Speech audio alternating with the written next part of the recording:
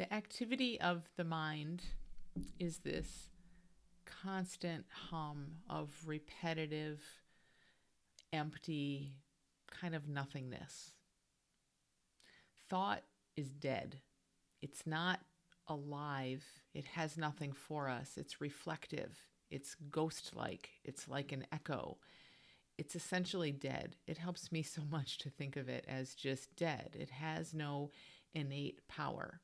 Now, it's wonderful in that it has some very practical purposes in life, navigating this world. That's great. But it's not something to respect or fear or believe in. It's reflective, ghost-like. It's like a hall of mirrors. I mean, it comes and it goes, and it's empty. It's empty and dead. And it's the strangest thing in the world because it often feels so alive. When we're really hooked into it, it feels so incredibly powerful.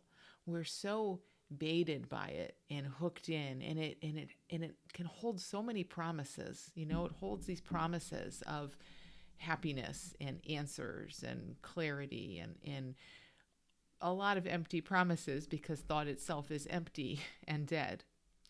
And it only appears powerful because we've bought into it, and not on purpose, not by choice, and you haven't bought into it and I haven't bought into it, but as a system in a sense, and I'm just pointing in a direction here.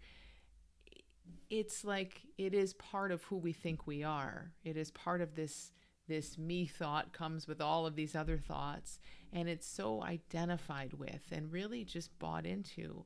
And it's like, because we are infinity ourselves, we are this infinite power. When something that's dead and ghost like is bought into, it's kind of given that power. It's almost like this parasite that kind of just feeds on our buy-in to it. And so in that way, I mean, it's I talk about it all the time, like a habit. Listening to thought, respecting thought, fearing thought. And again, I'm talking about this narrative, repetitive, constant hum of thinking that is after the fact. It's just giving color commentary. It's bringing nothing new or fresh. Our buy-in to that has turned into a habit, an addiction. And in that way, it can change. It does change and it does shift. Absolutely. It's not innate. We had to learn it. We did learn it. We were conditioned into this. And so there can be freedom from it. You know, this can shift and change. And part of that is looking at it with real curiosity, actually turning to look at it. What is this that is so unexamined that maybe I'm so afraid of it that I don't want to look at it? I think it can create things. I think it's powerful. I think it is my reality. So I don't want to look at it, but that's an innocent misunderstanding.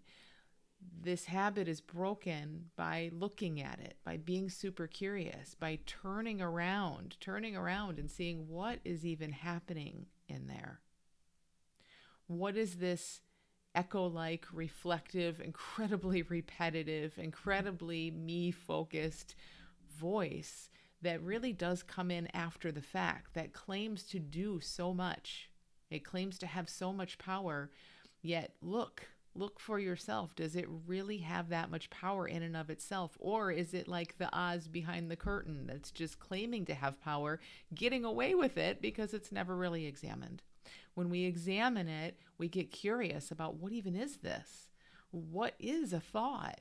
And you start to see a lot. You see how the content contradicts itself all the time, how it claims to know life and know the future, and it's wrong all the time. Now, thought is very good at hiding that from us, at helping us forget that fact. Oh yeah, I was wrong. We don't have to look at that. Here's all the times I was right. You know, it's so smart in that way, but it's not smarter than you. It's not smarter than, you know, it doesn't hold up to real examination. So we have to look. We have to turn with curiosity and look.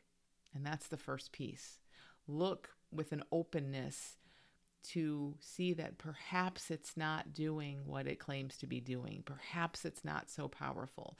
Perhaps it has just been an innocent, universal buy-in that doesn't have to be that way. Perhaps it's not doing anything really helpful for us to believe that hum, that after the fact, boring, repetitive narrative of things.